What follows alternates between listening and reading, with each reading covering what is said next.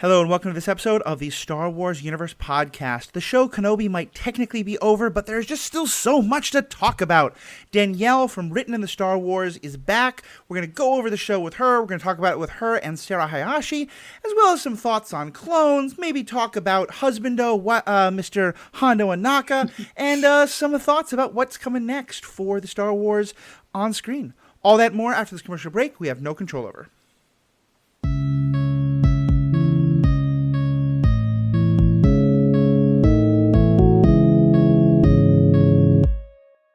Welcome back. I'm Matthew, they, them pronouns. Sarah Hayashi is joining me as quite often for Star Wars stuff. Sarah, how are we doing tonight? I'm okay. Haven't slept great because every town has decided, the whole weekend should be a fireworks fiesta. But, fiasco, rather. But yeah, no, it's, other than that, I'm good. Yeah, happily we don't have too many fireworks up in my neck of the woods. I think the whole, protect the pets, protect the veterans, plus not too many folks feeling too patriotic these days around my neck of the woods. And I am also living in an area with severe drought and, high risk of fire. So, yeah, it makes extra sense that... Okay. We also have special guest Danielle from Written in the Star Wars. It's a TikTok account that I follow. Danielle also does a lot of stuff on Twitter. Just fantastic Star Wars content, especially about the clones and Kenobi. I've really loved your coverage, and we're just so excited to have you back. So Danielle, welcome back. Thanks. I'm glad to be back. I'm very excited to talk about all things Kenobi. And I can't relate to the July the 4th stuff because I live in the UK, so no fireworks today. Sounds good. Do you get, on Guy Fawkes Day, did they have many fireworks? Yes. Is there any kind of... Okay. And bonfires, too. Yeah. Okay. Makes sense. All right, well, I was going to say, speaking of bonfire, that transition doesn't work. I have to say, I'm rewatching rewatching Rebels with my partner, my spouse, Mary. Just earlier today, we had the episode where Kanan and Rex meet each other for the first time, and there's just all that, heartbreaking tension as they all have so much lack of trust. And I've talked about those issues with both of you, so it made me so happy that we're getting together to talk about this. And Kenobi, which is also about sort of all the broken trust after the Clone Wars and all that happens. Yes, I am very excited for that. Mm-hmm. Yeah, so Danielle, let's just start with you. Obi-Wan Kenobi, what'd you think? I loved it. I think I said in the last episode I was on, I am a prequels kid, and this just healed something in me. It really was such a beautiful bridge, I think, between the prequel trilogy and the original trilogy for Obi-Wan. And it was just a beautiful discovery of his character, I think, and how we get from Revenge of the Sith to A New Hope, Obi-Wan. Mm-hmm. In terms of what were you seeing about his character that you think that this show kind of pulled out? Well, I was so happy that we got down in the dumps Obi-Wan, because that's what I wanted in the beginning. I was like, we can't get to A New Hope Obi-Wan without him really struggling. And it was painful and it hurt to watch, but it needed to happen. And I thought that for us just having 6 episodes, they really kind of wove in how he could get from losing his brother and losing his entire family in the Jedi Order to being the, happy kind of go-lucky Alec Guinness we get in A New Hope. And I really loved that. And I loved that it was Leia who helped him through that. I wasn't expecting to get that much Leia. And it was just so beautiful to me, especially as a female Star Wars fan. It meant a lot that Leia finally got her moment on screen to help and to show what she was capable of. Yeah, and it's such a beautiful thing, especially since, his story is all leading up to Luke, and I think we were expecting it would be a lot of Luke. Having Leia as kind of the main, she's kind of the MacGuffin, but she's also obviously so much a part of the story herself, was just really wonderful. Sarah, what about yourself? I know we got you on about halfway through. What did you think of how the show wrapped up? Yeah, so when we last spoke, I think we were doing our episode 4 or 5 feedback, and I was riding high from episode 5, or chapter 5, part 5. Mm-hmm. And then I thought part 6 was kind of a letdown. I don't know. I guess Obi-Wan, I guess the show just wasn't for me, which is fine. Not everything needs to be for me all the time. And I didn't dislike it by any means. There were a lot of moments that I really loved, but overall, I guess just kind of disappointed. It's not the show I was expecting. And yeah, and like it didn't wow, the show that it was didn't wow me enough to like make me forget about what I was expecting, I guess, or to like make up for those lost expectations. I can see that. I think I'm kind of in the middle between the two of you. I think there was a lot of stuff that I loved, a lot of stuff that just it didn't hit for me quite as hard as I think for others. And part of it may be because, as you said, and Danielle, I'm really glad you brought that up, because someone had said, like, you know, sometimes this podcast is just a bunch of the old fogies talking about how much they love the original trilogy.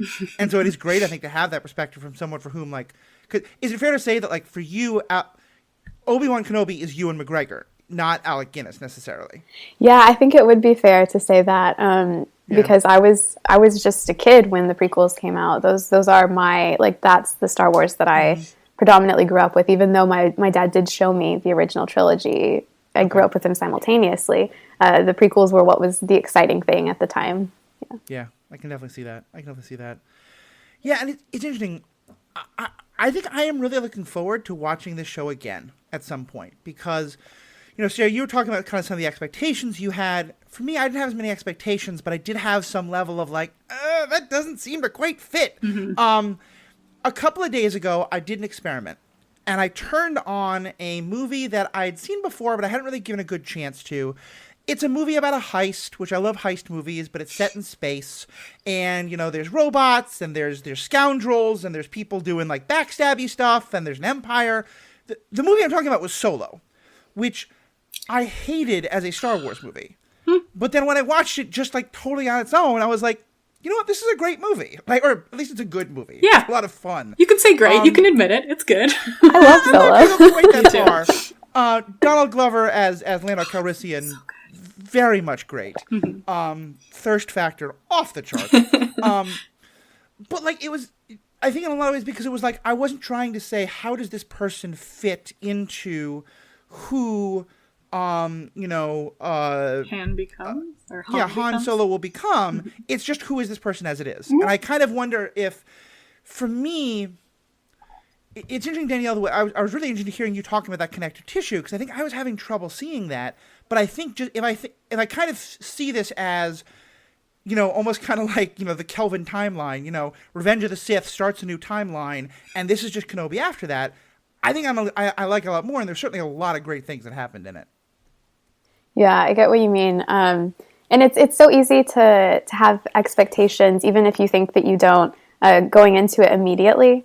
And week by week, you know, if certain things that you didn't want to happen don't happen, is a letdown. But then if you get some space between it, not to say that it'll completely change your mind, but it might be something that you're more like, okay, I know what I'm going into now. I know what to expect. I know what not to expect. And then kind of just like lift your expectations and enjoy it for what it is. That's how I am with Rise of Skywalker. I don't hate Rise of Skywalker, but it's not my favorite Star Wars movie. Yeah. But the more I rewatch it, the more I can appreciate it for kind of what it does well, and instead of what it doesn't.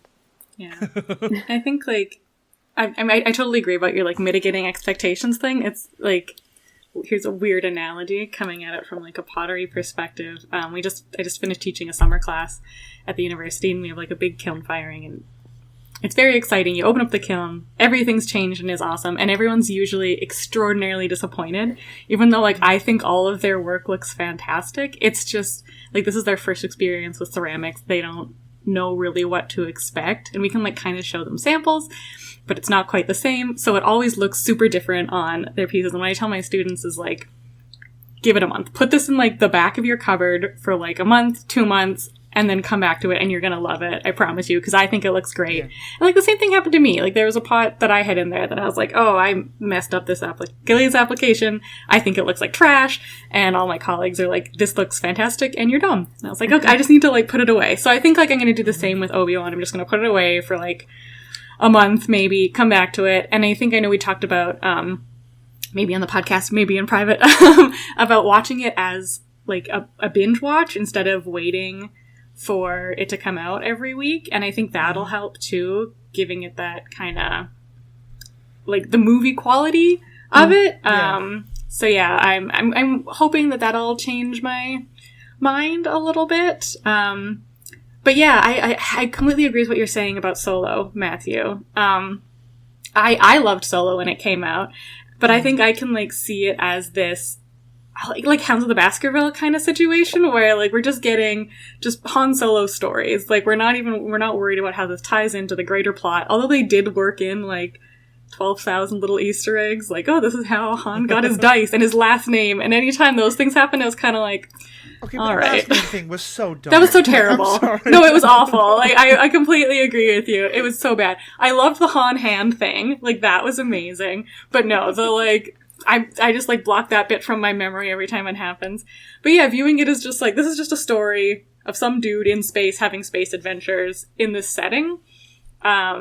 Which really helps. And yeah, I know, like, a lot of my disappointment comes from I wasn't really satisfied with the whole, like, but Leia, in the future, we might need to talk in secret code because we don't know who's listening, as sort of their patch for why she doesn't mention this at all in her help me Obi-Wan Kenobi speech. Like, that felt really tacked on and bad, and I didn't like it. Yeah, I can kind of still headcanon around them meeting up and, like, I was still the learner, especially how they leaned really hard in the flashbacks about, like, Obi-Wan telling Anakin at the time, like, your showmanship and your need to, like, prove yourself is going to be your undoing, right? And, like, this battle in episode 6 was, like, the showiest nonsense that ever happened. So, like, I get that. I can headcanon around all that. But, yeah, they're just, like, I don't know, a lot of letdowny bits, I guess. Like, I didn't I was so hyped for, like, what was going to happen with Reva's character at the end of part 5, and then part 6 really felt like, I don't know, it all got taken away from me. Well, so let's talk about that, because I think it kind of might be a fun way to break it down a little bit is character by character. And Obi-Wan and Anakin were kind of save to build towards. One thing I think that is hard with prequels is that there's an interesting thing where it's like, okay, how much is this about the characters we already know versus the new character? Reva was probably the biggest totally new thing. So what did you think overall of the character arc of Reva? And certainly one thing I'll say is in terms of this question of expectations, I think if anything this has shown us is, and happily I think no one in this podcast really went this direction, don't start talking about how your expectations have been disappointed 2 episodes in. Yeah. Like, just let the whole story get told. I do think a lot of people had a lot of egg on their face, and I kind of had fun watching that. But Danielle, overall, what did you think of Reva's story? Oh, I loved Reva. The whole time, I was really, really afraid that they were going to kill her off. Because I could see a redemption story coming. I could see it coming, and what does Star Wars do most of the time when they have a redemption story? They kill off their character, and before they can truly redeem themselves. And one thing I've always wanted to see, and why I love, like, Callus so much in Rebels, is that they have to work to get that redemption. Yes. They have to work to see what they did wrong, and to accept that not everyone is going to accept your apology or your work to do something better. And I love that because there's so much more room for a story there. There's so much more room to see what can happen instead of just ending it. And I just loved that they didn't do it. So the whole time we were watching Kenobi, I was just like, please don't, please don't, please don't. I'm going to hold out hope until the very end that they won't do it because I trust Deborah Chow to not do that to a new female character. And they didn't. And when it happened, I was very excited. Both because finally they didn't kill off a redemptive character and because it leaves room to explore Reva's character more. Not just how she got to where she was at the beginning of Kenobi, but where she goes after. And I thought that was very smart because it just opens it up for so many more possible stories to be told. I really like the way you talk about that because I'm a big believer in redemption arcs. It's a big part of what the whole superhero ethics podcast is about. And the ones that I love are Callus, Zuko from Avatar: The Last Airbender, Catra from She-Ra, where it's not just because I would say that like Darth Vader and Kylo Ren experience redemptive moments that might begin a redemption arc, but neither one you can't have genocide, one nice act, then you die. That's not redemption. Well, what I say about Vader and Anakin, which is kind of goes against what I think George Lucas himself says, but I'm allowing myself this, is that Anakin redeemed himself to Luke. And that's it. Yeah. He did not redeem himself to the galaxy. He did not redeem himself to all of the people that he did wrong. but he redeemed himself to Luke in saving his life. And that's why, to me, the sequel trilogy doesn't mess up his redemption, because he already saved Luke's life, and that's the only person that mattered in that moment. And that's how I view it. So I agree with your redemptive acts statement, because I hate that you just took a movie. I hate that you just took my own idea and used it to make me like a movie I don't like. That's mean. I'm a teacher. That's what I do. That's fair. That's fair. Yeah, I'm torn on Reva's arc, because I absolutely felt the same way. I so loved what they did with her in episode 5, because first of all, because I love the dark side. That sounds really bad. I enjoy stories about people who aren't necessarily good people, and I liked the idea that she was going to help our characters, but she was not. There was no compassion. There was no love. It was just, I have this dark side goal, and you can help me now, so I'm going to have you help me. The end left me a little, I don't know, it felt kind of undercutty to her. And I really like the point you're saying. There was a black creator I was watching on TikTok who I thought made a really interesting point, which is he was saying, why is it that all the black characters in Star Wars have to start as sort of bad guys and then get some kind of, in terms of like Lando Calrissian, Finn, Reva.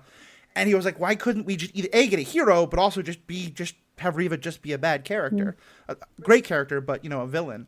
But yeah, so where do you think Reva would go from? Or actually, let me throw out to Sarah. So what about you? Where do you see with Reva's character? Because I think I loved her up to episode 5. Episode 6, it just I didn't want to start that redemption arc yet. I guess I wanted to see her more stay hardcore. No, that's exactly where I land too. I think I again appreciate that she didn't get killed off, especially like with the mirroring of the episodes in each part, like having that the bad guy gets redeemed and then killed seems like a thing that they definitely could have done, and I'm glad they didn't. But yeah, even if it would have been something as simple as like when Obi-Wan offers his hand to Reva to like help her up, she like bats it away and stands up on her own. Like, I'm cool with her not killing Luke, because of course she can't kill Luke. That would mess everything up. And I'm also cool with her not killing kids, because like the dude she hates killed a bunch of kids and that's why she hates him. But I don't think that necessarily has, like, you didn't kill a helpless child. Congrats. That doesn't necessarily mean you're good, right? Like, you've kind of barely cleared the bar of not being a complete and total evil person. So, like, I feel like there could have still been room for her starting this redemptive journey instead of having it, like, wrap up now. And I would have loved to see, like, a Reva TV show of her maybe still, like, working with the Inquisitors, still trying to, like, see what Vader comes back, like, what his plans with her were. Because, like, he and the Grand Inquisitor didn't just, like, leave her kicking around actually thinking she was dead. Like, there's no way. They have machinations still. So I would have loved to see, like, how that all worked together. And it felt really, like, I don't know, just kind of like a letdown to have her be like, oh, maybe I shouldn't kill children. Maybe I shouldn't be like this guy I don't like. Thanks, Obi-Wan, for showing me the way, right? It just felt a little, hollow, I guess. That's fair. Yeah. But yeah, like, up until, like, I did love Reva's character arc up until that point, I guess. I think, episode 5 locked a lot of things into place, made a lot of things make sense. I guess end of episode 4, beginning of episode 5. With the beginning, like, why she didn't kill, is it Haja? I knew his name until this very second, and I tried to recall it. All those little, like, moments were like, oh, okay, I get her motivations now. It seemed a little weird, but, like, I'm on it. I'm on the trolley. Let's go. And then, like, and now it's over. Here's my hope for her. I still am bitter that we're never going to get a Ventress show. You know, I think one of my favorite episodes in all of Clone Wars is what is to me the ultimate buddy cop, which is Ventress is disillusioned with the Sith, Ahsoka's disillusioned with the Jedi, and they're kind of meeting somewhere in the middle. And so I've always wanted more Ventress content. If we get kind of Reva content instead, if we do get like a Reva, like you said, kind of exploring what does this mean? Maybe she's moving away from the dark side. Maybe she's not. Some kind of redemption arc. I could be down with that. I could see that could be a very interesting thing. Mm-hmm. Yeah, I think that there will be a lot of exploration for Riva after this. Like I said, I think that's part of the reason why they left it open. And I'm hoping that they do explore more into that, and it's not just a full-on, like, now she's on her redemptive arc, that, you know, the first couple of parts of that story, whatever form it may take, are her struggling to get there and fully push away the dark side, or struggle with pushing it away, because it can't just go away. I think what I liked about her ending is that she was a mirror of Anakin this entire time. Someone who horrible things happened to, and she fell, and she was wanting revenge the same way Anakin was wanting revenge for everything that happened to him. And in the end, Anakin never asked for help from Obi-Wan. He never confided in Obi-Wan. And I think that last scene of this show, why I love it so much, I guess it's not the last scene, but why I love that last scene between Riva and Obi-Wan so much is because Riva does accept his help on that. And so it is kind of the mirror of Anakin. Are the opposite of Anakin. Anakin doesn't accept it, Riva does. And to me, that was a really powerful moment, and I think why I didn't have so much of an issue with it. But I take your point that it did kind of wrap up very quickly, the way that these 6-episode shows tend to do. Like, oh, okay, we don't have any more time. Let's wrap it up, and it's all nice and pretty. Bow at the end. Yeah. I like that. It's funny because I looked at it sort of. I half saw that because I saw it from the other side, which is that I saw that Obi-Wan gets to have the moment with Riva that he didn't get to have with Anakin. And so that, but I like also that you're right, that the parallel goes both ways there. That does make that story resonate for me a lot more. Yeah. I think, like, it's interesting when you're like mentioning, like, liking Callus's sort of redemptive arc. I think, like, we got, because it's in a longer TV show, not like a 6-episode miniseries, we got to kind of have time of Callus, like, stewing and questioning. And it's like, thinking back, it's really only a few scenes of him just, like, sitting in his room in, like, whatever ship he's on. And, like, he doesn't say anything, right? But I think there's, like, we get this idea that there's this prolonged period of Callus struggling with, like, should he abandon the dark side? Is this really the way to go? Yeah, and, like, Riva had, like, an evening to mull it over. And I think that's, like, what's rustling my jimmies, I guess. No, that makes sense, yeah. When Riva didn't have a Zeb. I mean, that's like, give Riva a Zeb, gosh dang it.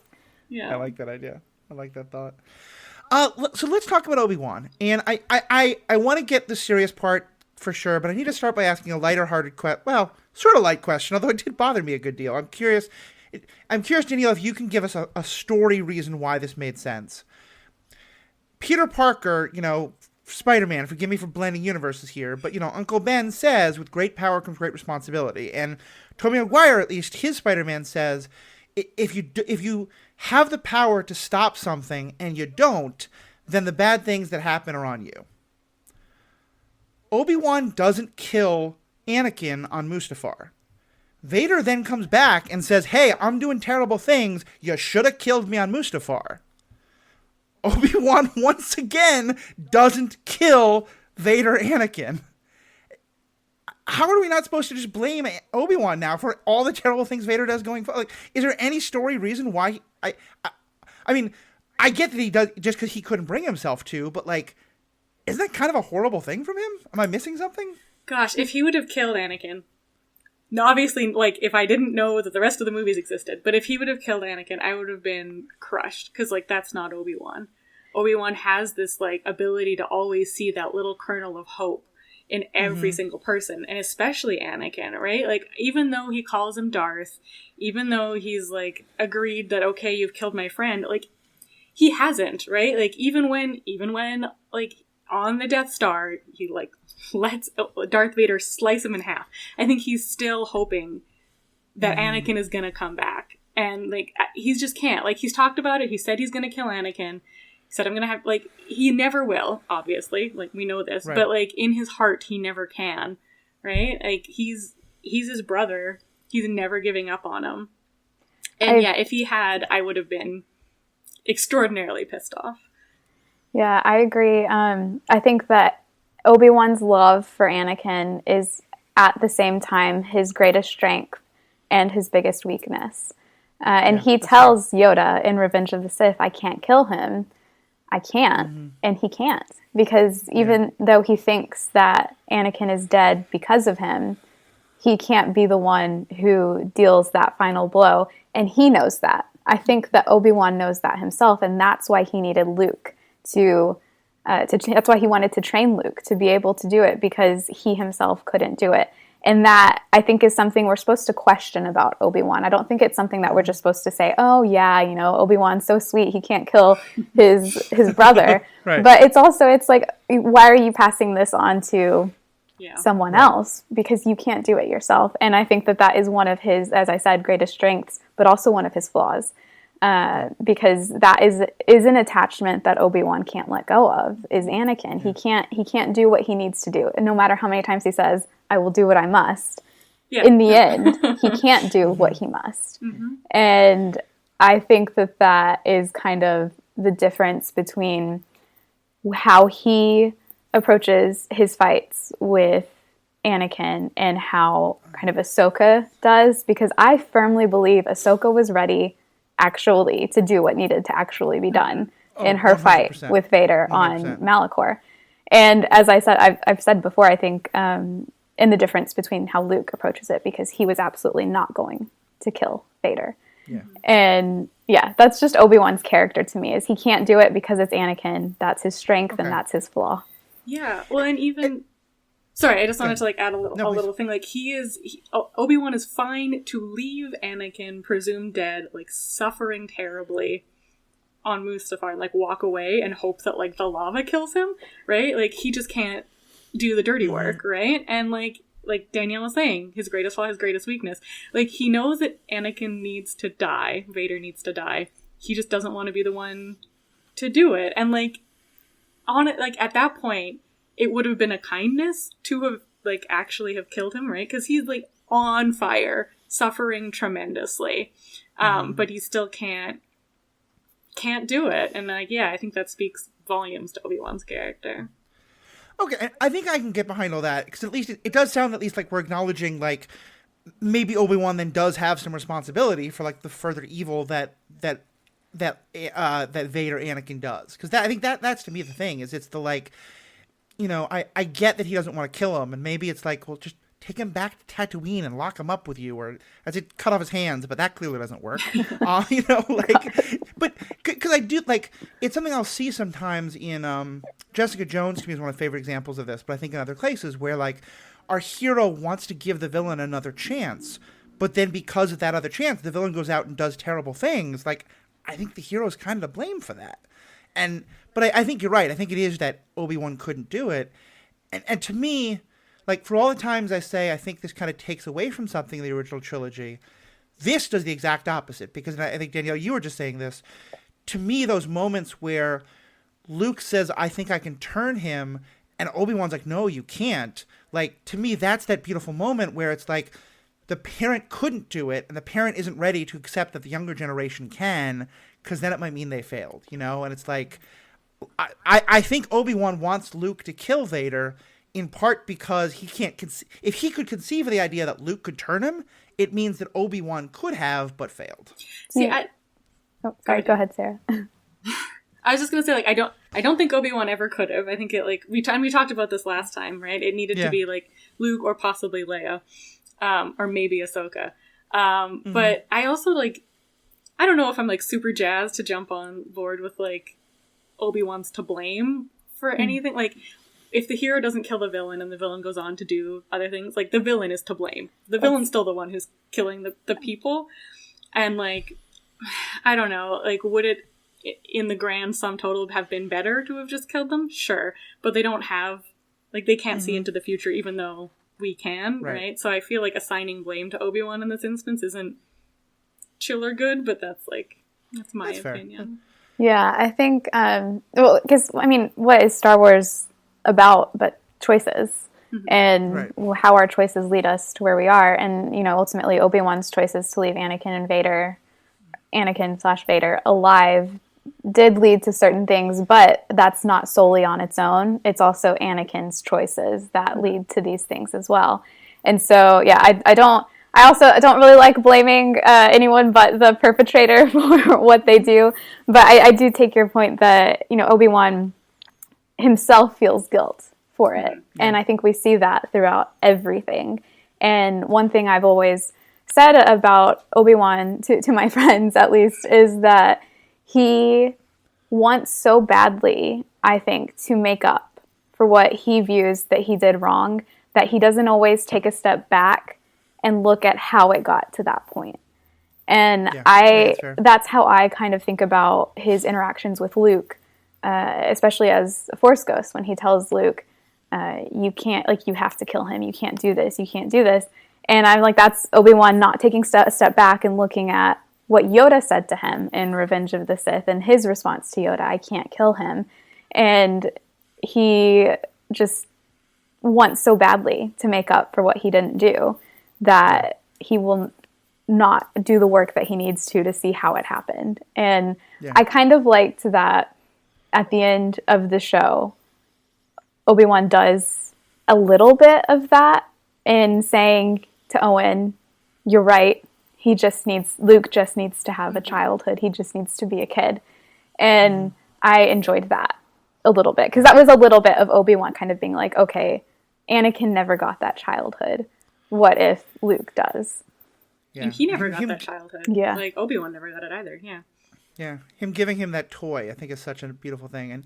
And to be clear, like, I don't think blame is zero sum by any means. I don't think that if I'm blaming Obi-Wan, it's more, I guess maybe the word to me is more enabling. Like, I am interested in the idea of enabling, and like, kind of, like, if there's someone around who like gets drunk all the time and I know they have a gun, if they do something terrible with that gun, it's their fault. But if I had the chance to take that gun away from them and I chose not to, I think I hold some responsibility there. And to me, that's more of the like, this person's going to do terrible things. You have the chance to maybe not kill him, some way to prevent him from continuing to Vader, if we can make Vader a verb. I guess to me, there's an enabling kind of blame there that I'm putting. But I definitely hear what you're saying there, and I don't want to, for a minute, say that takes away from Anakin's choices. One other thing on kind of turning more to the Anakin side, and I want to kind of hold up something here for a second. So I finished that episode, and I was really struck by it. And I remember watching that scene of half of Vader's mask getting knocked off was just amazing. And this was like right after it came out, or maybe like 10 minutes after. And I go on Twitter, and Danielle has already put up a Twitter image of the half of the mask that Ahsoka knocked off and the half of the mask that Obi-Wan knocked off. And I don't think I would have put it together, and granted, a whole bunch of other people made the connection too. But Danielle, talk about what was that like for you to kind of realize like that connection there, that the two of them had each knocked off one side of his mask. Well, Ahsoka is always on my mind, and her fight with Vader is always on my mind. So as I was watching it, I kept thinking, I was like, this feels a lot like Twilight of the Apprentice. And I was like, they're going to do it? They're going to, like, are they going to reference indirectly or directly that fight? Because it hasn't happened yet canonically, but are they going to do something? And as soon as Obi-Wan said, I will do what I must, and Vader said, then you will die, I was like, there's a chance. There's a chance that more is going to happen that connects it to it. And so when the mask split off, I knew when it was coming too, because in Rebels, when Ahsoka slices his helmet in half, she does kind of like a flip, and then they showed Obi-Wan jumping onto the rock to do a flip. I was like, it's coming. And it happened, and I was like, oh my gosh. But it took me a minute to realize that it was the other half. And as soon as that clicked, I was like, that was not a coincidence. That was on purpose. Like, Deborah Chow is a great director when it comes to those types of like parallels. And I fully believe that she intended it to be the opposite side of the mask that it was on Rebels. And when I did that, I was like, I have to see it side by side. I have to see it side by side. And I did that, and it was the exact mirror of the Rebels one, down to the jagged piece that sticks out from his like nose or forehead. And it was just really beautiful to me. I saw some people say that it was kind of a knockoff of the Rebels fight, and I don't really agree with that. I think it was a continuation of what that fight meant, and showing, as I have said on my social media, that, Obi-Wan gets one side, Ahsoka gets the other, but they can't break through to him because Anakin won't let them. But when you get to Luke, Luke has to be the one, like we know, Luke has to be the one to break through the mask first. No one else can do it. But how do we show that when we have characters like Obi-Wan and Ahsoka who theoretically maybe have a bit more of a reason to break through to Anakin or for Anakin to let them through? It has to be Anakin's choice. And at both of those times, he is not going to let them.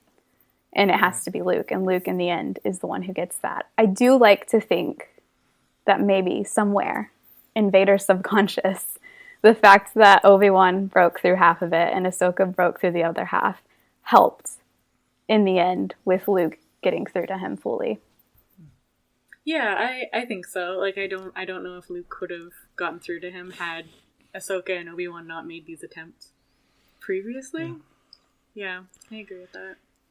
I think that's true. I think the other thing that is occurring to me now is, one thing we get from Anakin, somewhat in the movies, but especially in the Clone Wars TV show, which I will say, by the way, I think Kenobi is, even more so than we've had before, 100% a love letter to the animated Star Wars, to the Clone Wars TV show and the Rebels TV show, which I love so much, even though Rebels comes later.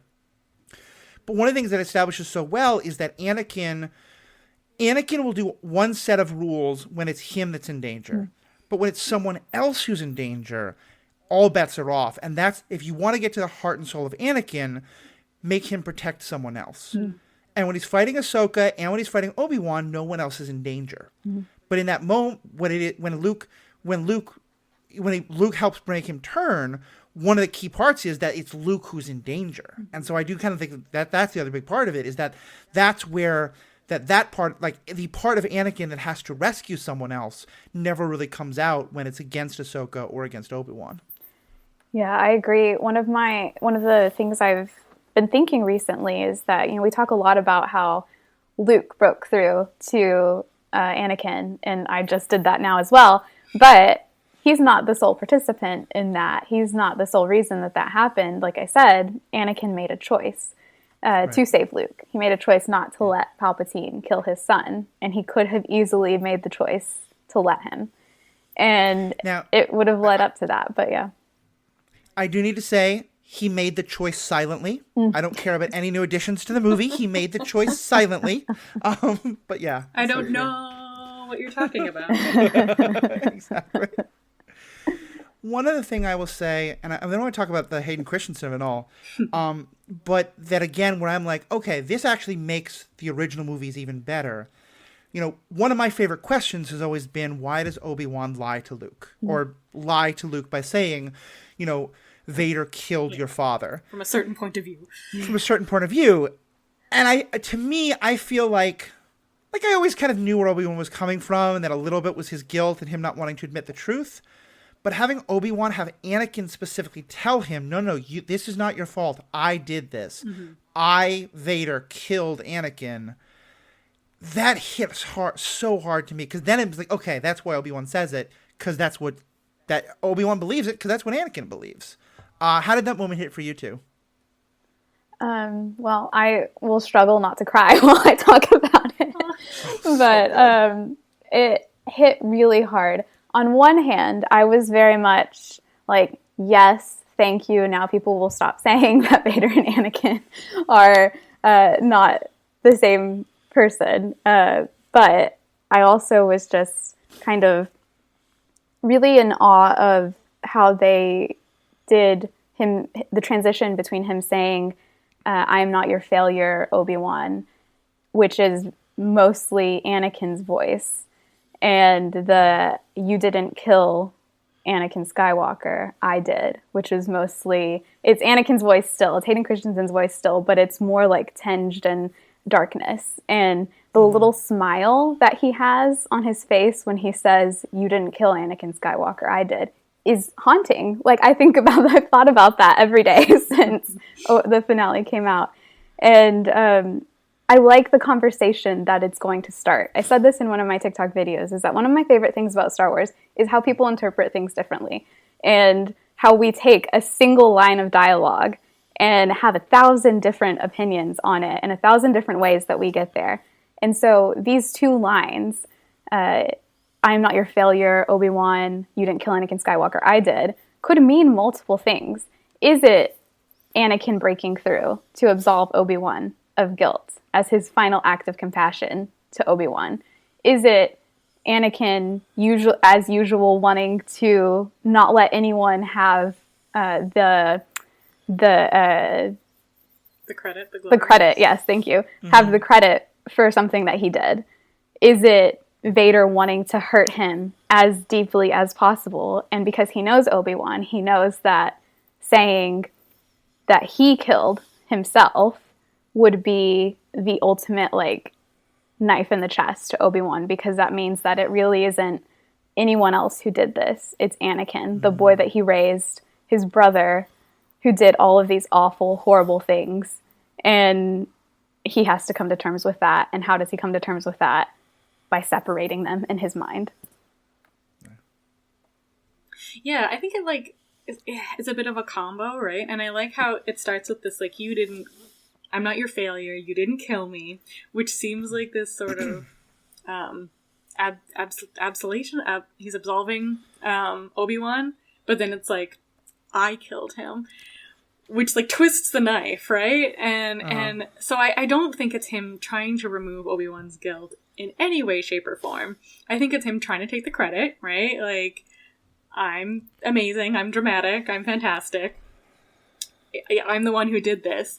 But yeah, like, you had a hand in making Darth Vader, who is the one who killed Anakin, right? Mm-hmm. And I think he's, like, letting Obi-Wan know that, like, this isn't, like, Palpatine manipulating me, even though it totally is. But, like, you know, I knowingly made these choices to, like, kill Anakin Skywalker and let Darth Vader live.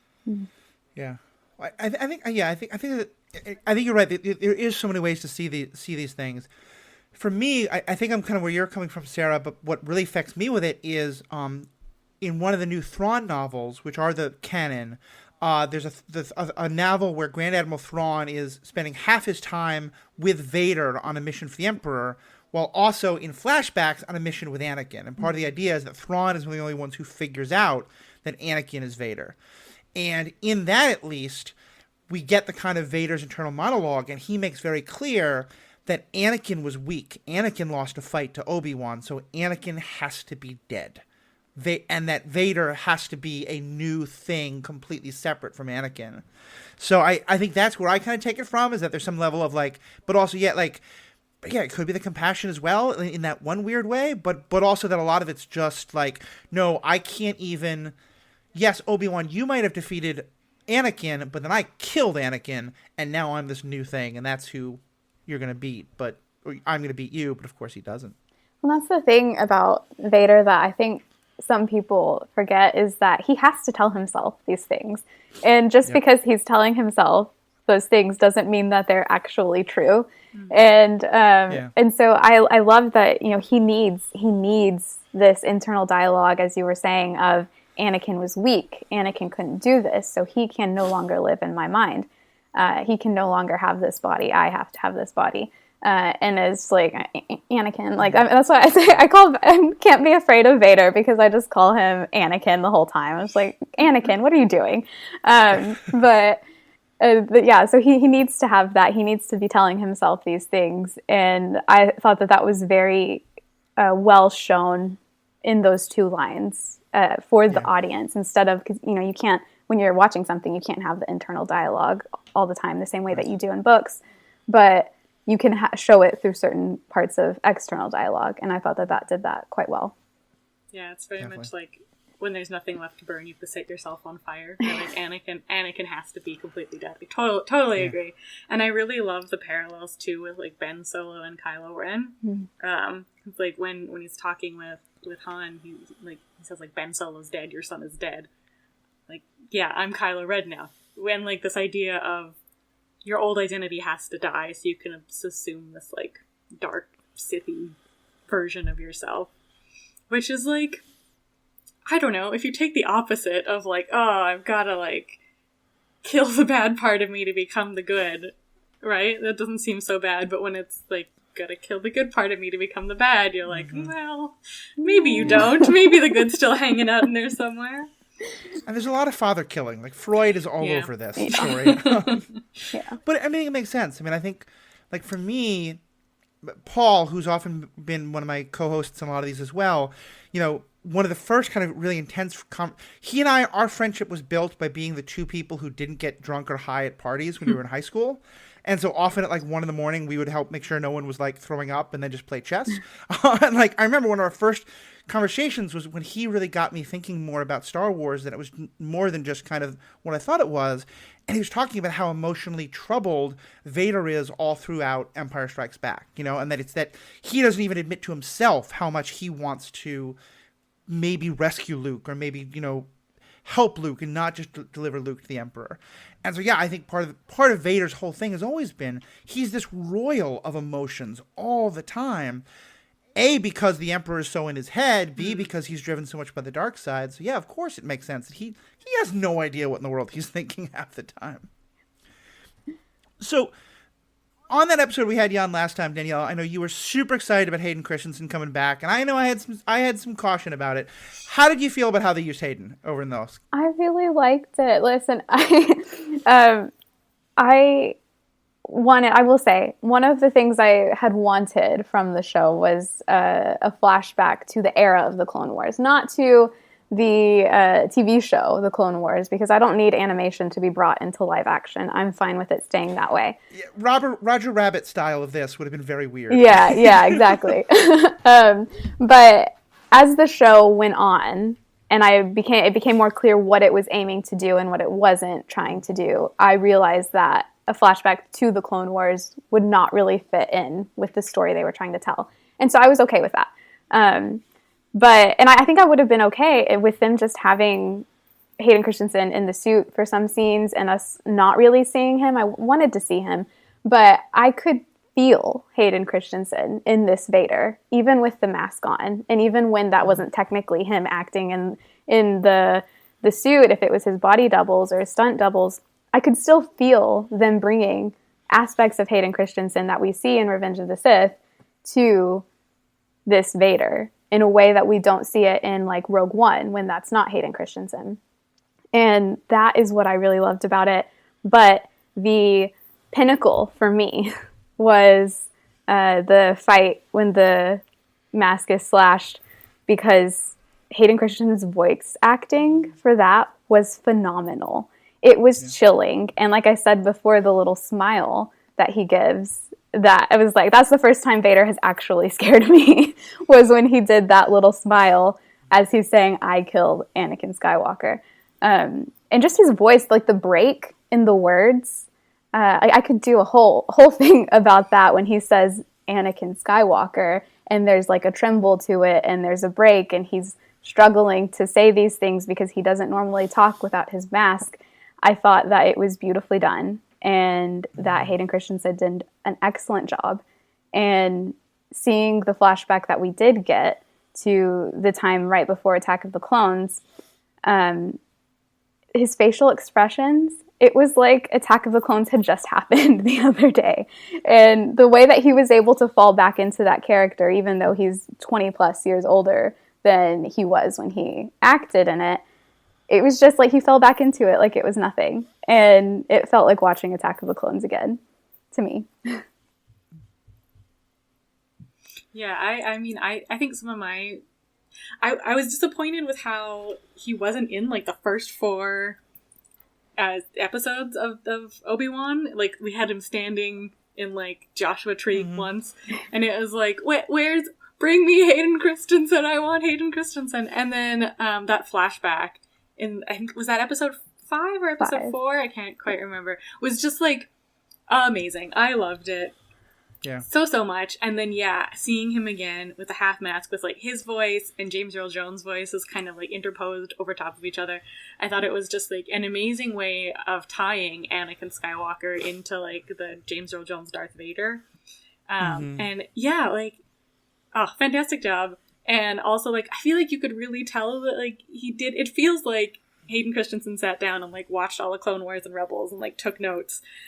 about Anakin, because, like, I don't know, I feel like I'm a young millennial. I saw Phantom Menace when I was, like, a child, and I loved it, and Jar Jar Binks was my favorite character, because I didn't understand problematic characters. I was like, haha, funny man fall down. But I didn't see the next two in theaters. And then my mom, like, showed me the original trilogy, and, like, that's kind of all that I watched. So I didn't go back and see the first two with Hayden Christensen until much later in life. And at that point I was like, these are very terrible movies. George Lucas needs an editor.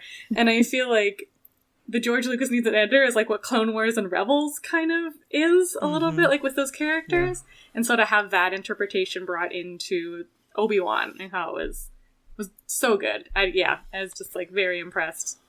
Loved it very much. Yeah, I that was my biggest concern going in, and I'm happy to say I was wrong. That Hayden Christensen is a much better actor than I gave him credit for. I did, like, the marketing campaign made me think he was basically getting equal billing to Ewan McGregor. And I thought that was kind of an interesting pump fake, that he was, like, I mean, he had less screen time than Leia, less screen time than Reva, less screen time than probably one or two others. And I don't think this works unless you also had James Earl Jones as the voice of Vader. Because I think, and I mean, he's now 91. Like, I think we're probably done doing Vader stuff, but when James Earl Jones leaves us, which I hope is not for a long time, but I think that has to be when you stop doing Vader stuff, because it just, like, in some ways, grounding me with James Earl Jones' voice, that was kind of the comfort blanket that I needed, of, like, okay, you're still giving me Vader being Vader, that now actually seeing Hayden as Anakin, you're right, both the mask off scene, but also the 40-year-old Padawan scene, which worked so much better. If you told me that was the scene, I would have been so, like, I'm so glad I never saw that scene in trailers, because I would have tried not to have expectations, but I'd be like, oh, come on. But the scene worked so damn well, and I agree with you. I think I hope Matt Latner somewhere was watching, being like, yep, okay, that's the Anakin that I tried to bring out too, and now you're getting it too. And yeah, just the stuff they did with the voice and the faces and the body language, it felt to me like Anakin Vader is now this part that these three different people, James Earl Jones, Hayden Christensen, Matt Latner, and even the body double for the original movie, whose name unfortunately I forget, like, all of them are in this character, and I really appreciate that. And I felt like Hayden Christensen was not I didn't want him taking it over from James Earl Jones, and instead this was fitting it in a way that I really appreciated it. Yeah, I agree. I think I watched Rogue One not, like, a couple days ago, which I still don't love, and I know so many people do. Ouch. But I don't know. I know, that's my... I know. We can talk about this later, and I'll give you all the reasons why I don't love it. But the end of that movie, we have James Earl Jones as Darth Vader, and he sounds like he's 91. Or, like, late 80s, I guess it would have been.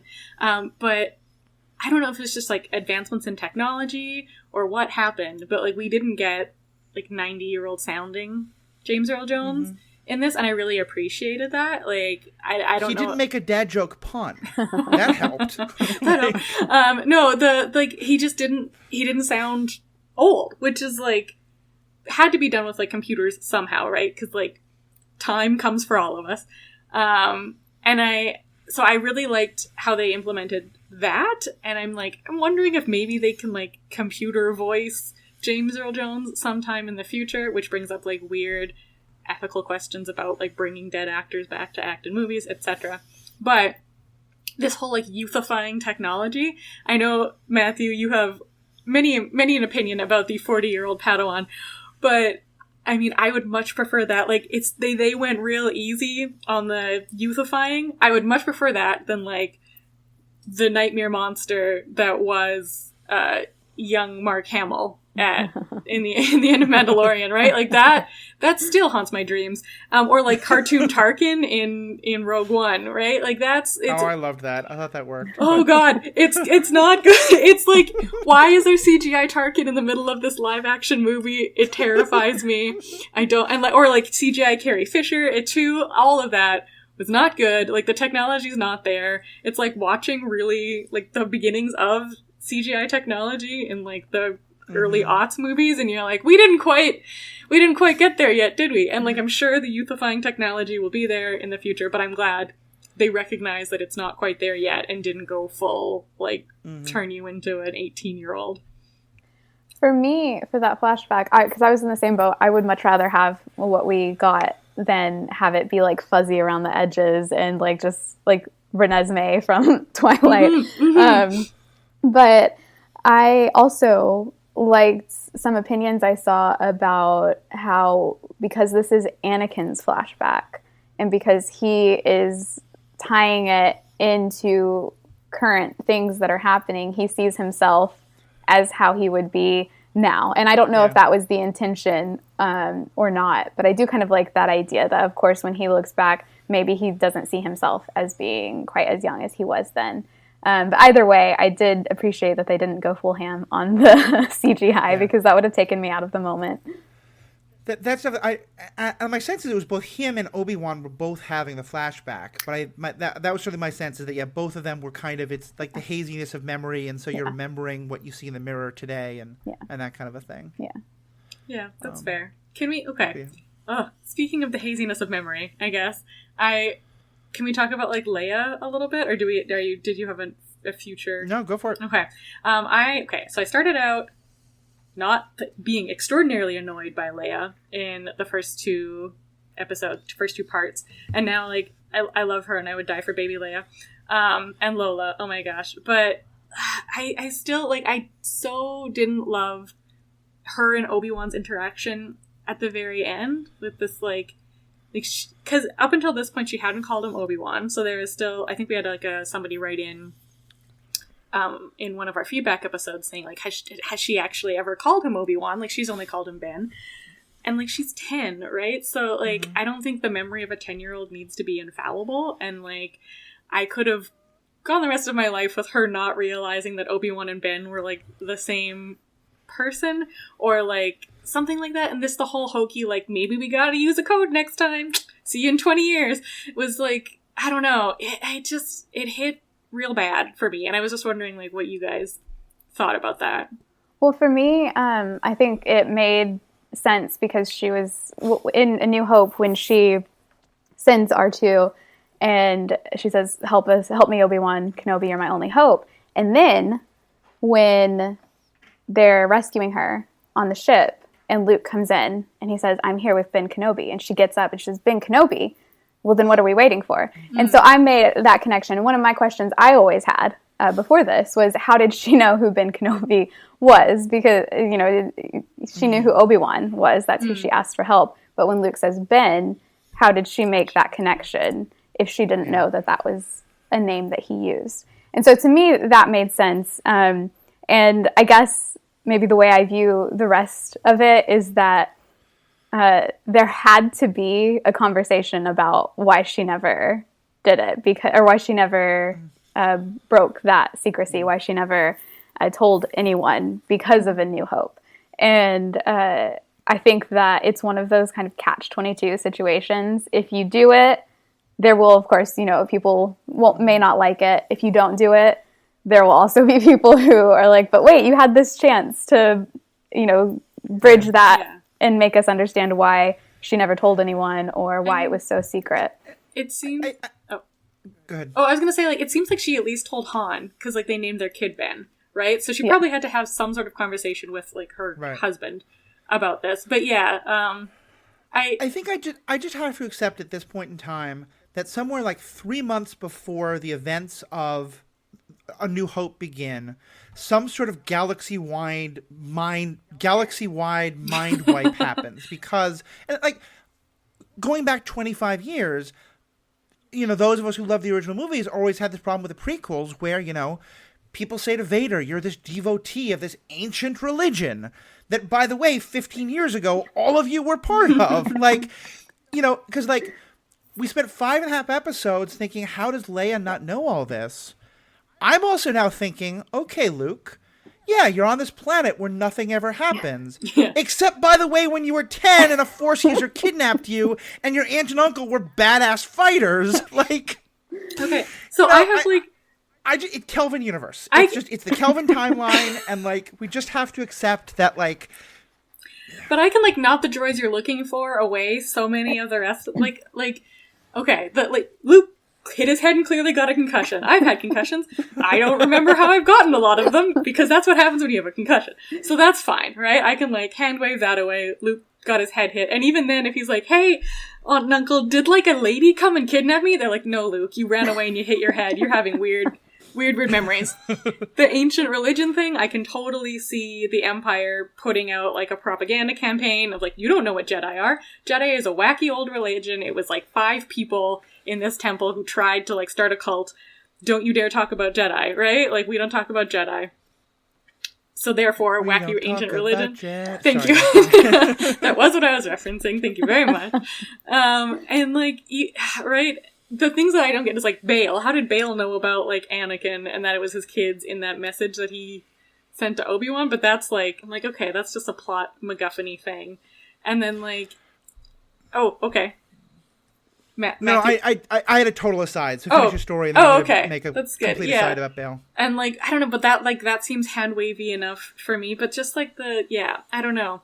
We got so much of Leia and I loved it. And like her interaction with Ben, I thought was great, especially like for his interaction with her, I should say, like, and how she changed him and like got him to trust people again.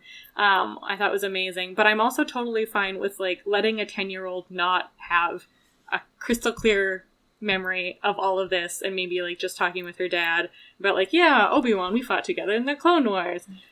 Like, Ben, even like I'd totally forgotten about the Ben Kenobi aspect, Danielle. So like even having her be like, yeah, he was a guy. Remember you like hung out a little bit. He like saved you from those kidnappers, and her being like, yeah, okay, I remember this. It was traumatic, so maybe I blocked some of it, but like, sure. And it's now like a decade later.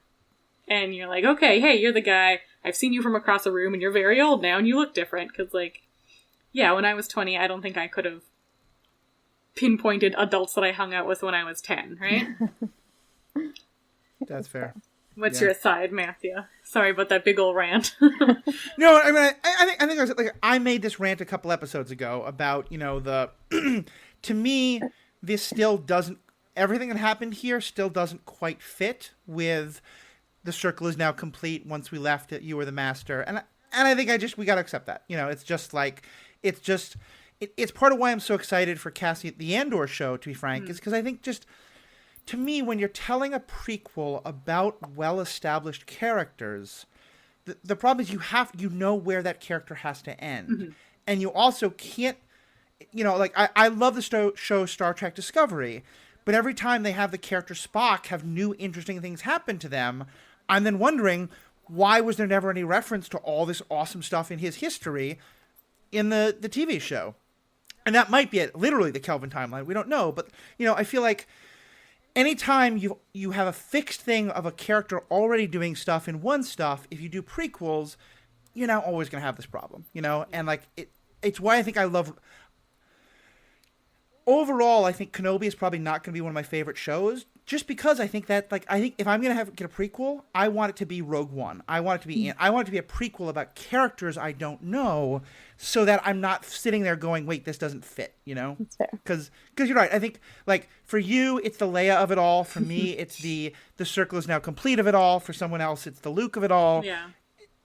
The circle is now complete. Like, I would have loved, I think, in like Palpatine's little chat with Vader at the end, for him to say like, you still have so much to learn, or even like something to just give us that like, okay, Vader thinks that like he's still the learner, and I feel like the flashback tried to give us that like, look, he still realizes he's still just a Padawan and doesn't need to be a drama queen about all of this, but like he will, because that's who he is as a person. But yeah, I agree that like they I agree with what you're saying about the not having prequels about established characters. I think Solo is an exception for me because, like, we're still, like, far enough away, and we know of Han from A New Hope and, I guess, the original trilogy that, like, he was a scoundrel and did scoundrelly things and somehow ended up working for Jabba.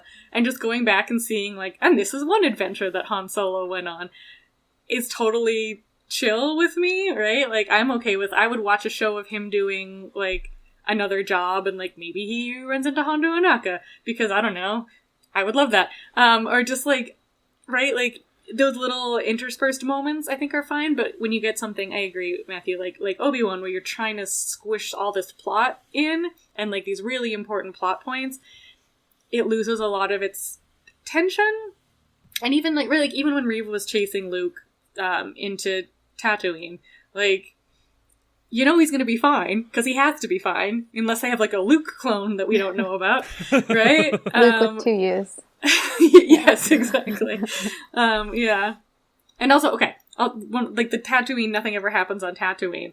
I'm also willing to hand wave away, because I've met people who grew up in Los Angeles, where I currently live, who are like, nothing cool happens in LA. And I'm just like, are you insane?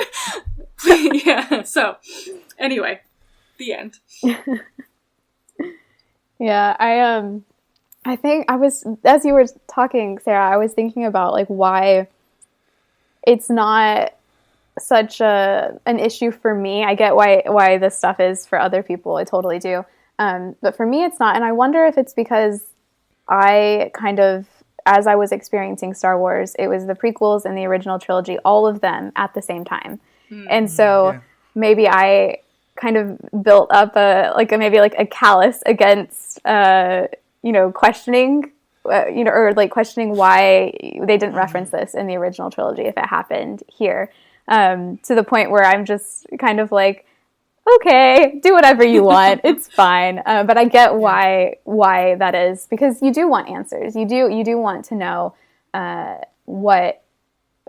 it got from here to there and why it's not referenced there, why they would make that decision then if it's not referenced in the original, why they would make the decision to bring that into a prequel. And that's the risk you take when you start in the middle of something and you want, with the intention or the want even, to expand.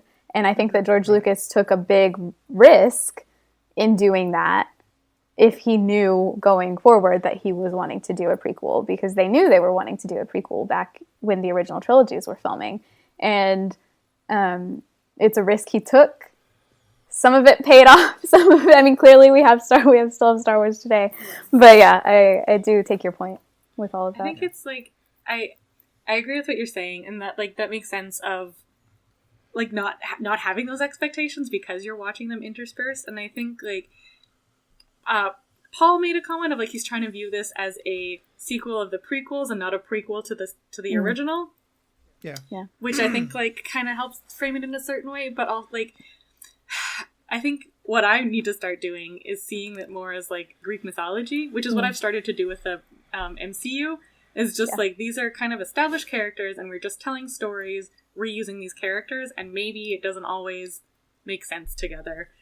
I like that. And I'm just gonna have to like be okay with that like sometimes Zeus is off doing swans and sometimes he's like in a totally loving relationship with Hera, and it's fine. It's okay. It's all just like storytelling using these established characters. Well, I kind of had to do that because I do love Greek mythology, and I normally love Disney movies, but I was like so angry the first time I saw Hercules, because I was like, this is not how the stories go. Hades is the one god who can keep it in his pants. Like, has like a loving relationship with his wife. But then when I was able to be like, forget Greek mythology, let me just enjoy the story. Okay, no, it's a great Disney movie. So, his wife who he kidnapped, but sure, okay. there's various versions of that story, but yeah. Well, I'm glad you both brought that up, because it is something that like I love that Star Wars is a multimedia franchise that so many creators from different backgrounds get to contribute to, and that we get to see this inclusivity and everything for it from something that was originally created by a white man. Yes. But the thing I think that Lucasfilm is going to have to grapple with soon is that when you have that, you're not always going to have continuity the way that some people have come to expect it. And there's nothing wrong with that. That's a way of storytelling. That's how Marvel gets around the multiple different storylines they have for characters in their comics, and how they've reached this longevity as a company, as Marvel, as a creative output. And Star Wars seems like they want to do that, but they haven't yet grappled with how to convey that to the fans. And maybe they're a little bit afraid of the fans. I wouldn't blame them because we can be scary. But I think that they are eventually going to have to say that, just because something is canon doesn't necessarily mean that it's going to line up exactly the way that everyone might want it to. And I think they're trying to, I've seen them try to get there with their increased use in the past 5-8 years from a certain point of view. Mm-hmm. And I think that is a smart way to go, because you can't please everyone. But if you don't let people have the expectation from you that canon means strict canon, line by line canon, then that opens up so much more possibility. And it's why I think, and I've talked a little bit about them. Excuse me. It's why I am so much a fan of the E.K. Johnson books, The Queen's Shadow, Queen's Peril. I forget the name of the last one, but because, we've talked a lot about how the prequels are great in a lot of ways, have some problems in a lot of ways, but Jar Jar is basically a walking, talking Jamaican stereotype. The Gungans are horrifically anti-Japanese racist. And I think there's a lot of people who would say the character of Padme is written... It very much feels like a white man's attempt to write an empowered woman character, but also look at how obsessed she is with her makeup and her dresses, and it comes off kind of wacky. And so E.K. Johnson comes along and was like, no. Actually, this was like secret ninja tech with those dresses and makeup the whole time. And to the point of literally taking the moment from the first movie where Ewan McGregor is like, or Obi-Wan is like, now be careful, Padme, that's a trap. And in the movie, it comes across like she's kind of an idiot, and he has to tell her that. But in the books, they know that already, and she's kind of annoyed at him. And I don't know if that's kind of what you're getting at, but to me, that's a great way that they're like, okay, yeah, we're not going to officially break the canon, but we're going to radically change what was happening behind the scenes to make this all look very different. And I think we're going to get a lot more. And I kind of feel like a weird thing is happening now where it's like, the movies are like the most canon, the TV shows are the next, the animated is the next, and the books are officially canon, but the books feel like they can push the most in that kind of stuff. Yeah, it's interesting because that level is, and it's why I wish they would come out and officially say it so that at least I'm not like, in this limbo of what to expect, what not to expect. And maybe that's my own issue that I have to overcome. But it's difficult because the books and the comics so much line up with the movies, and they take great pains. Like, they have to go through the creative board. They have to have everything approved by them, or the story group, the creative story group. They have to have all of their manuscripts approved by them, and so that it lines up with specific things in the movies and maybe even in the TV shows. And but when it comes to movies and TV shows, it seems like they don't really have to do the same with the books. And we've seen that in certain things being changed. I mean, you have Kanan's backstory, even though it doesn't ultimately change anything about Kanan's character. The comics have a different story of Order 66 than the Bad Batch does for him. Right. And also certain details in the Ahsoka novel about her experience with Maul and Order 66 got changed. And I'm not saying they're bad changes, or that, because there are some that I actually like. And like I said, it's not a bad thing. Sometimes it opens up possibilities to tell stories in a different way than you thought you did. Sometimes it opens up possibilities to tell a story in a different way than you thought you wanted to 5 years ago. And I'm okay with that, because opinions change, perspectives change. But it would be nice if they would just kind of say something. Yeah, fair. I think that's true. Yeah. I think that's why, because they haven't said that, I still have this expectation of everything lining up, I suppose. And I think that's why I just, the story I wanted was just, Obi-Wan moping around on Tatooine.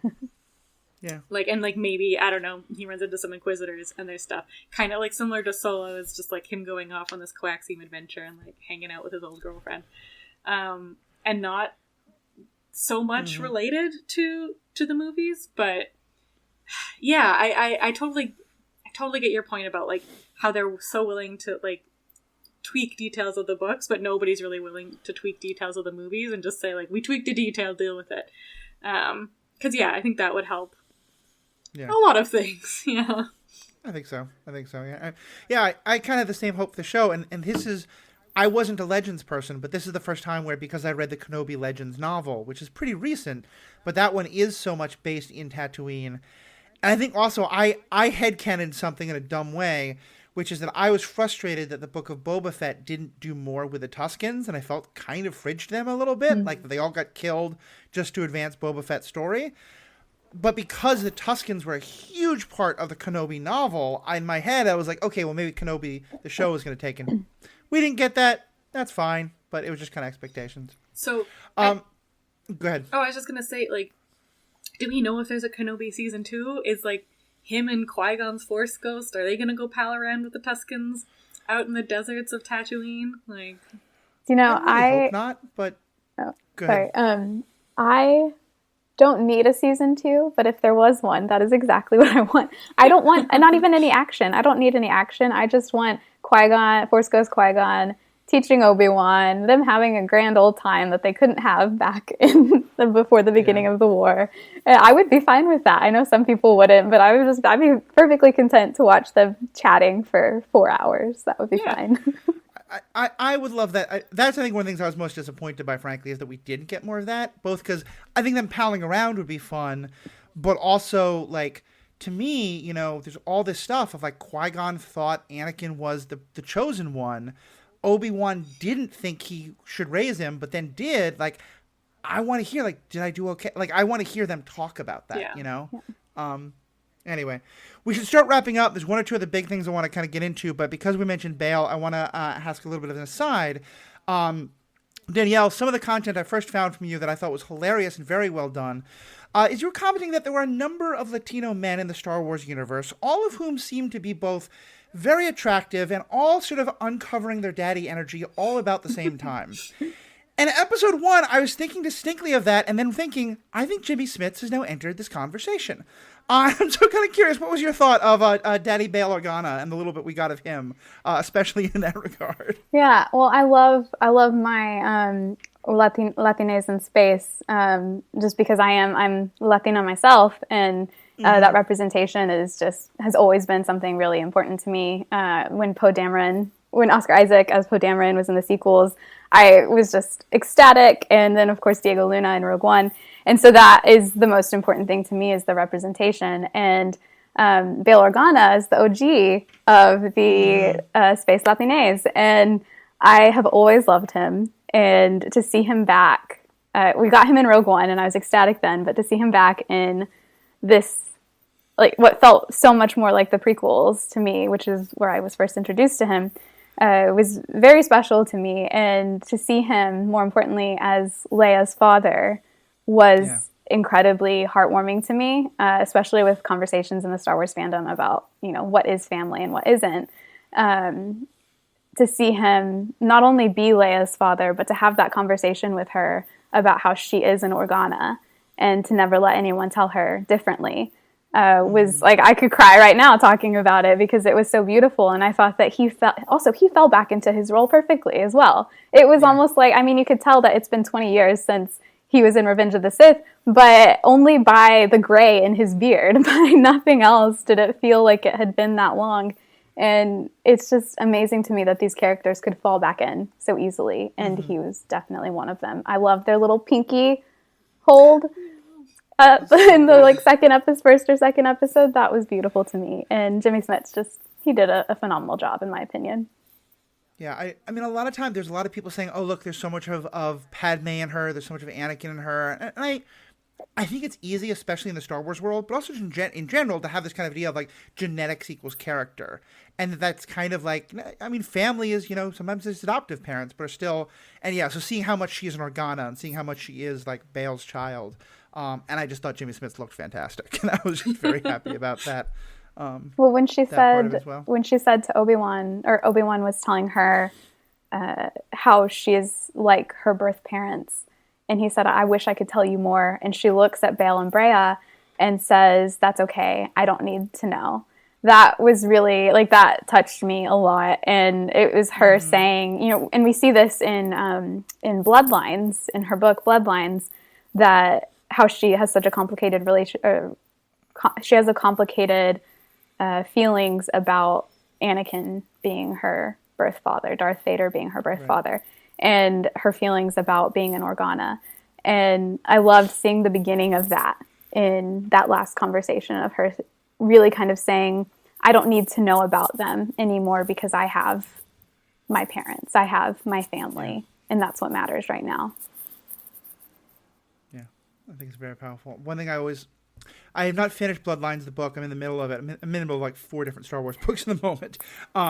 But is that it a little bit touches on at least this idea of that she has, you know, she is just as much Vader's child, Anakin's child, as Luke is, but Luke got to have all these experiences with him. She didn't. You know, she just had this experience of like him, like, you know, like helping blow up her planet, you know, and all this kind of stuff. So, yeah. And like harassing her on her own ship. Yeah. Yeah. Torture and all that stuff. So. Yeah. All right. Well, so short wrapping up, I want to talk a little bit about kind of upcoming stuff. And I'll just actually throw this out. I think we're all kind of excited for Andor for a bunch of different reasons. But one thing that does occur to me is, I mean, he's far and away. I just got to say this because just, to me, moral grayness is such a good thing. And I love the story about the person who, even though they're fighting the best, like most good war, still has to do terrible things. But it's set only a couple of years after what's happening. And it's going to be set in this world of people doing, you know, morally gray things with morally gray people to try and do this very good cause. Do you think Reva shows up? I've wondered that. I don't know. I don't know. That will be my answer. I don't know. I don't know how well she would fit in. That being said, I love Moses Ingram, and if she's in the show, I won't complain. But yeah, it's a good question. I don't know if she's going to be in it. I don't know what they're going to do. What I'm most excited about for is that from the trailer, it just feels so fresh. Like it's going to be something that isn't really kind of like tied down the way that Obi-Wan Kenobi was tied down, the way that kind of The Mandalorian and the Book of Boba Fett have become tied down a bit. And it just feels fresh. It feels like it's a new take on Star Wars visually and thematically, and I'm really excited for that. Also Diego Luna. So definitely. Yeah, definitely. I would be surprised to see Reva, but not unhappy, I guess. Yeah. Because, like, the galaxy is very large, so I don't necessarily see why she should be there, but if she shows up for some reason, like, cool and good, give me more Moses Ingram, please and thank you. Yeah, I think I'm kind of that same place, and I want it to be about, like Rogue One, I don't want there to be lightsabers. I don't want there to be big, heavy moments. I want this to be about the stuff that happened below the radar screen with mostly characters we don't know. I'm torn because, like, I want them to spend some scum and villainy time, and I want it to be a serious, serious show. But Sarah and I are the 2 founding members of the Hondo Anaka fan club. And, like, if they can find some way to run, you know, the Crown Prince of Scum and Villainy to bring him in some way, I would love it. I don't know if they can do that while still keeping, like, I think he just lends an era of wackiness and zaniness that will, like, not quite work for this. But, like, between him, having seen that we can do Cad Bane live action now, like, I think there's a lot of chances to explore some of that scum and villainy world. And I do think someone like in the books and in some of the show, we saw Ventress be a bounty hunter for a while. I could see Reva like being a bounty hunter in some way, interacting with them. So yeah, I'm trying to I don't want to get any of my hopes up there, but Reva would be my like, I'd like to see. Hondo Anaka is my like, I don't think it's going to happen. I don't know how it could happen, but if it does, I will send flowers to Dave Filoni. They have to give us Hondo IRL soon. But I'm also so nervous about it because I have all these, like, deep, expansive headcanons of what Hondo's up to. And, like, anything you put into actual canon is gonna mess with that. Is that headcanon or fanfiction? Both, I suppose. I guess. I haven't written it down, so I think that's the only thing that's preventing it from being fanfiction. But yeah, I mean, having the wacky character, I think, is pretty vital, even in a dark storyline. Like, I wish we would have gotten more of Haja in Kenobi, that's true. because I think we needed like a little bit more lightness, a little bit more wackiness. Like, I guess spoiler alerts for Stranger Things season 4, but I think like Argyle was a great character in there because he like added levity in this like really, really dark show where like teenagers are getting murdered basically and like tortured, and like you need those little points of levity even in your darkest serious show. So like, yeah, why shouldn't it be Hondo Onaka? Please. Mm-hmm. What I'm most excited for about Andor, and this will be short, is the fact that it's 12 episodes and we're getting 2 seasons. Oh, is it? Yeah. Oh, thank God. Okay. Because I don't understand what the obsession is with these 6 episode series that Disney is putting out, because Marvel's doing it too, and it doesn't always work. I mean, I guess sometimes it does.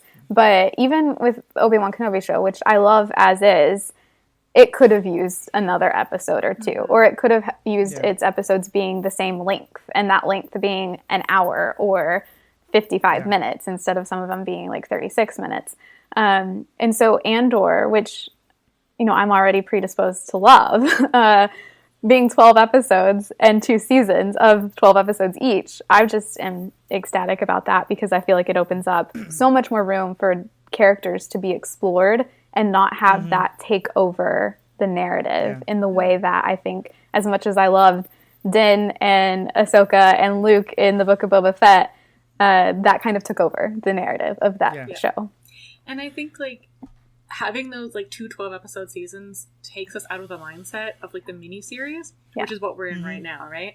And I mean, like, like part of it might be because of COVID restrictions, and like I know filming has been hard for the last couple years, and I know like that's why Stranger Things had this weird fragmented season, and a lot of like, and I know that's why WandaVision ended kind of strange. Yeah, almost all the Marvel Disney shows had problems with it up until Moon Knight, really. Yeah, and like, so like I get it, like sure, we have to film in the real world because of stuff existing, and it's like fine, but yeah, I think like the idea of the miniseries, just from like a framework, it speaks to a much more serious, like bogged down show of, and like expectations of like you're kind of getting a movie ish every time you sit down, whereas like a 12 episode TV show, I think adds more to that like I don't want to say like sitcom mindset, because I know that like it's not going to be a sitcom, but at least giving us the opportunity of having like a bit of a more fragmented story, and maybe not necessarily just like one big overarching. Yeah, it can be a little more episodic. You know? Exactly. Yeah. You have room to 'Cause I breathe. think that's, Yes. Yeah. yeah, because I think that's the thing. Is I think like I still think that like the Netflix MCU shows, Daredevil and Jessica Jones and all those, I think are kind of the best television I've ever seen, except for maybe The Wire. But I think even those, like, they were trying to often tell a singular story. They were mostly 12 or 13 episodes.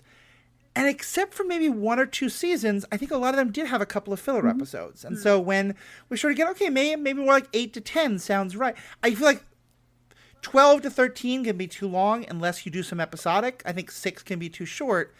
I think, though, with Andor especially, because it shouldn't just be one story. It should be like, yeah, there's a little bit of like the secret of the week to find out kind of stuff, you know, mixed in with some overarching stuff. You know what? I miss filler episodes. Yeah, I was gonna say, give me the filler episode. after the so many Disney shows we've gotten with just 6 or 8 episodes, and there's no room for filler, and it's just hit after hit after hit after hit. I'm like, I kind of miss like the Bad Batch filler episodes we got that were just kind of, you know, like, let's go on an adventure. It doesn't really have much stake for the plot, and I kind of miss that. I think that maybe like the streaming or the binge streaming kind of got us out of that mindset, and then now I'm to the point a few years later where I'm like, no, I miss the 24 episode seasons of Supernatural where a couple episodes didn't matter. But yeah. Like to me, the TV show Burn Notice, I don't know if either of you ever saw it, but it is, I think, of the gold standard of like there's an uber plot, and like every episode moves that uber plot just a little bit, but there's also like a client of the week kind of thing. And yeah, like I thought Bad Batch kind of did that. There was kind of the adventure of the week while there was the uber plot. I think my touchstone for it is Ultron Legendary Defender, where it's like I think 9 seasons. and this big overarching plot, and a lot of it is like plot heavy episodes, but there's one episode where they like go to a mall on a planet. It's like a shopping mall, and they go to like a thrift store, and like there's stores with like punny names related to, and like it's just stupid fun. They buy a cow. It's great. And like the cow comes up occasionally later, right? And it's like just a silly fun episode, which is like, I think like what we were talking about the like characters of levity, having like the space to have an episode where it's like the stakes aren't as high. We're just going to have some fun with our characters. Maybe they go on a wacky side quest, and like there are parts that are tying it into the overarching story, but like, I don't know. Bring me the filler. Bring me the wacky side quest, please. And thank you. That gives me hope, because if anything says wacky side quest, it's Hondo Anaka. Yeah. So like, yay! And the other thing that, and I don't want to get too deep in the trailers of it all, and also this is not the show we're doing today, but just kind of we can keep wrapping it up. My understanding is that this is going to be about Andor and like the early days of the rebellion. Mm-hmm. So am I right? This is basically going to be taking place concurrently to Rebels? Yeah, well, even in like Rogue One, we get a few quick little Rebels references, right, with like somebody paging Captain Syndulla over the intercom, and like the character saying Karabast every once in a while. Yeah. So yeah, like I think it's fully possible to like pull in some Rebels characters and like please give me Chopper. Yeah. Oh, so good. Well, yeah. So yeah, it's supposed to happen concurrently with Rebels, I believe. If not, maybe like a year before or something. But I would love to see some Rebels characters, even if it was just like smaller ones that weren't a part of the Ghost crew. But I would love to see the Ghost crew. And just I'll be really interested to see, because they've said they have officially, called Cassian Fulcrum, and how he gets from the point at the beginning to Fulcrum. And I am excited to see that woven in, because we don't really talk about him as Fulcrum as much as we talk about Ahsoka and Callus. No spoilers. We haven't gotten that part in Rebels, but yes, someone else who's... Yes, we have. Oh, yeah, that's right. Yeah, no, we have. Never mind. I was like, wait. We definitely have. I know it's been a while since we watched Rebels, but... It has.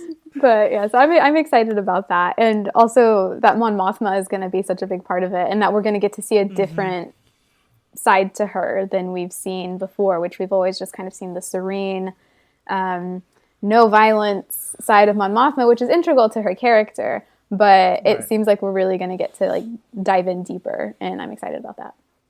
Yeah, no, I like that as well. I think it's going to be a really good show. Diego Luna is fantastic. There's going to be, So when we do that, Danielle, we'll definitely want to. Hopefully, you'll be done with your thesis. You'll have some time off. Maybe you can come on and do a couple episodes with us. So. I'll also be in America for half of the time the show is airing, so it'll be much easier. I'm sorry, but yeah, Danielle, I should say, is doing this at 5:00 in the morning, Danielle's time. So thank you so much for putting up with us this hour. My pleasure. All right. Well, I think it's probably about a good time to wrap up. Any other kind of last comments on Kenobi or Andor, any of the last Star Wars things people want to throw out? Justice for Vet Clone. Yeah. Oh, yeah. Actually, let me actually give you a moment or two with that, because you are such a devotee of the clones. I know you love clone stories. What was that like for you, seeing just that homeless veteran clone? It took me a few days to process it. Like, I couldn't actually believe that it happened, because that was Temuera Morrison. And we've not seen him as a clone in ages, well, besides Boba. But it was really emotional, because you have all of these kind of like headcanons and fan fiction about the clones and about how they were treated after Order 66 and how they were treated by the Empire especially. And to see that, as canon now, that they were just left behind. Yeah. And they arguably have one of the most tragic stories in Star Wars, because they didn't have a choice. They didn't have a say in anything that happened to them. And then to just be left behind, but also the stakes it had for Obi-Wan to see a clone that he might very well have worked alongside, because that was a 501st clone. And to see that and be reminded of his time. And who might have tried to kill him. Yeah, exactly. The double side of that. Yeah, and to be reminded of his time in the war, but also to be reminded of Anakin, and then to be reminded maybe of Cody. And that is just, it was really heartbreaking. It was, I thought, beautifully done for how short of a scene that it was. And I'll be crying over him forever. I'm still, I think I said on Twitter one day, I'm still there sitting next to him crying.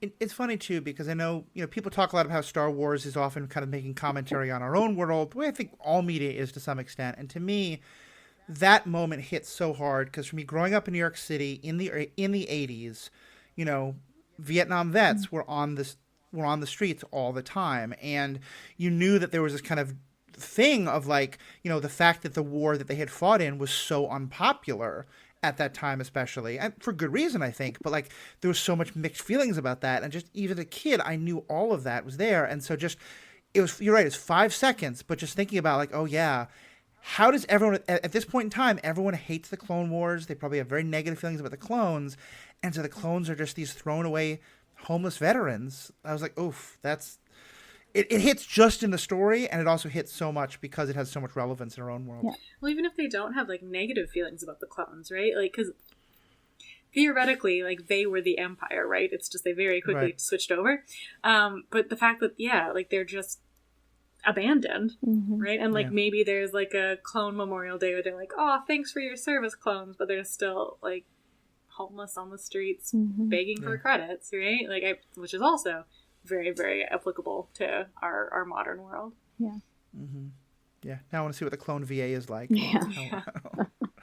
All right. Well, a whole other can of worms we could get into there. But Danielle, thank you so much for being a part of this.